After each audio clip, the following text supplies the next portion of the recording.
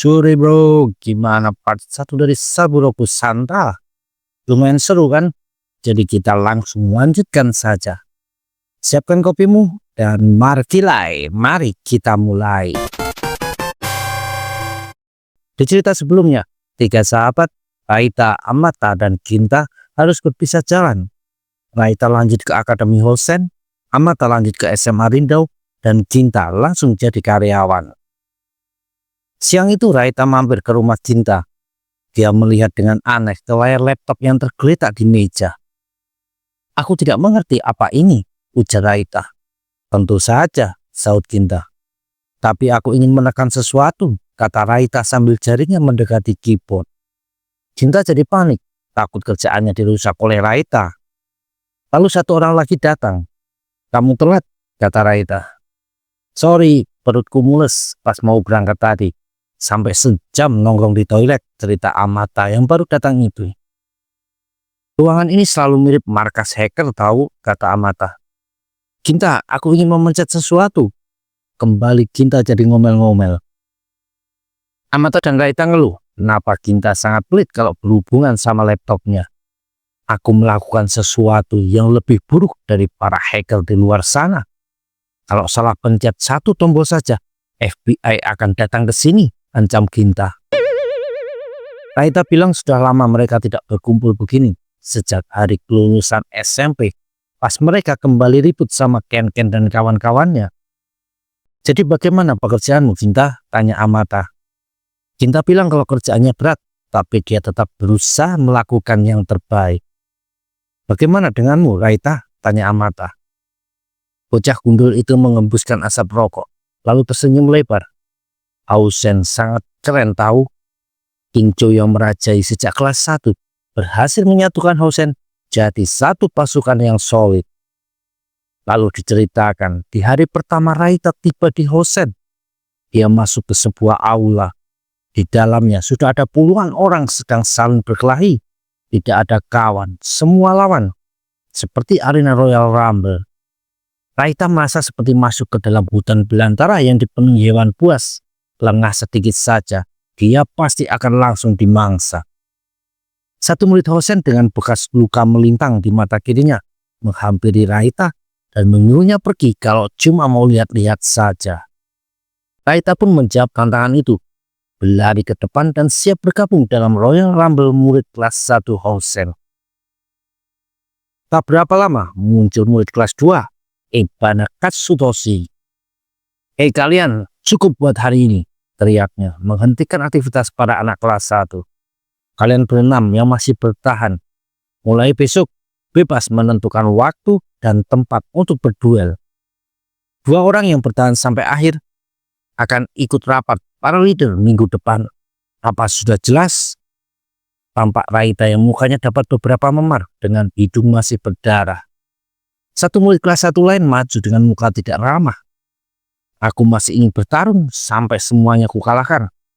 Jangan sok-sokan nyuruh-nyuruh cuma karena kamu kakak kelas kami." Katsutoshi tidak marah. Dengan tenang dia menjawab, "Ini perintah dari bos Akademi Hosen, King Cho. Dan dia sangat tidak suka sama orang yang mengabaikan perintahnya." Semua murid kelas 1 terdiam begitu mendengar nama King Cho disebut. "Kayaknya Hosen sangat menegangkan," kata Amata setelah mendengar cerita Raita. "Ya itulah Hosen, levelnya tinggi tahu," kata Raita sambil nyengir. "Aku akan jadi anak kelas 1 terkuat dan meraih puncak Hosen," lanjut Raita. Dua sahabatnya itu melihat Raita dengan tatapan tak percaya dengan omongan besar barusan. Sedangkan saat ditanya tentang SMA Rindau, Amata menjawab, "Ada seseorang yang super kuat." Lalu diceritakan, di hari pertama Amata masuk SMA Rindau, dia kabur dari upacara penyambutan di aula sekolah. Saat ingin melipir buat sebat, malah melihat pembulian oleh 2 murid kelas 2 SMA Rindau kepada satu murid baru. Terdengar 2 kakak kelas itu tidak terima dengan sikap si anak baru yang dianggap tidak respect. Meski tidak suka melihatnya, tapi Amata sudah niat buat tidak lagi terlibat perkelahian. Dia berjalan pergi dari tempat tersebut. Namun baru beberapa langkah, dia langsung balik lagi karena jelas hati kecilnya tidak bisa membiarkan terjadinya pembulian. Tapi yang ada, malah dua murid kelas 2 itu sudah terkapar pingsan di bawah kaki si anak baru. Amata terdiam saat teman sesama murid baru itu berjalan ke arahnya. Tidak ada sapaan atau teguran. Bocah itu terus berjalan melewati Amata. Aku baru ingat kalau dia itu Hayato Bando dari SMP Hatau. Aku tidak mengerti kenapa dia ada di SMA Rindau, seru Amata. Raita juga kaget. Benarkah si Pangeran Hoichan itu? Ginta malah tertawa dan bilang kalau itu adalah hal paling mengagumkan di SMA Rindau. Hayato Bando, adik dari Hidito Bando, nama yang terkenal baik di susuran maupun di armamen pada masanya. Makanya banyak yang bilang kalau Hayato Bando adalah yang terkuat di generasi kita ini. Apa yang dilakukannya di tempat seperti Rindo, ha? Teriak Raita histeris. Mana ku tahu, jawab Amata. Kupikir kalau masuk SMA Rindo akan menghindarkanku dari perkelahian. Tapi kalau ada Bando di situ, kayaknya tidak mungkin sih, keluh Amata. Bukankah itu menarik? Kamu akan melewati masa SMA yang seru, berkelahi setiap hari, sahut Raita. Namun Amata langsung berkata, justru itu yang dia khawatirkan. Kalau aku terus saja berkelahi, cewek-cewek tidak ada yang akan menyukaiku. Aku ingin masa SMA yang manis, bukan yang berisi para berandalan, jelas Amata. Tampak wajah lesu dari Raita dan Ginta, bahkan anjingnya Ginta. Jadi itu tujuanmu masuk SMA Rindau. Bukankah kamu sering menderita gara-gara cewek? Hayato Bando terkenal karena kuat dan juga gaya rambut uniknya. Rumor beredar kalau Hayato Bando sedang memburu semua bos SMP di kota Towarushi ini untuk membuktikan kekuatannya. Hari itu, Hayato menantang SMP Yamabe, di mana Raita, Amata, dan Ginta sudah siap menghadang. Rambutnya keren menurutku, komentar Amata. Sepertinya butuh waktu lama buat nyisir rambutnya ya, kata Ginta. Apa sih yang kalian bicarakan? Ujar Raita pada dua sahabatnya yang malah ngomentarin rambut Hayato. Sedangkan Hayato tampak tidak suka ada orang yang membicarakan tentang rambutnya. Siapa pemimpinnya? Cepat maju, teriak murid-murid SMP Hatau. Lalu Raita maju ke depan buat mewakili SMP Yamabe. Aku akan mengalahkanmu dalam sekejap, kata Hayato. Amata membenarkan pernyataan Hayato itu. Hei Raita, Ken-Ken dari Kodama itu mencatat waktu kekalahan tercepat loh. Cuman 25 detik saja melawan Hayato. Apa ini waktu yang tepat buat menceritakannya? Ujar Raita kesal. Pokoknya jangan sampai kamu pecahkan rekor Ken-Ken ya, teriak Amata. Diam, balas Raita kesal. Ya, tapi mau bagaimana lagi? Meski dia Hayato Bando sekalipun, ini tetap harus dilakukan. Raita melepas seragamnya, lalu berlari kencang dan melompat ke depan Hayato. Tapi kaki kanan Hayato lebih cepat menghajar muka Raita. Badan bos Yamabe itu terlempar ke tanah, berguling dan terkapar. Terdengar sorakan dari rombongan SMP Hatau. Lalu Hayato balik badan. Cuma banyak bicara saja, keluh Hayato. Tapi terdengar suara Raita. Mau kemana brengsek?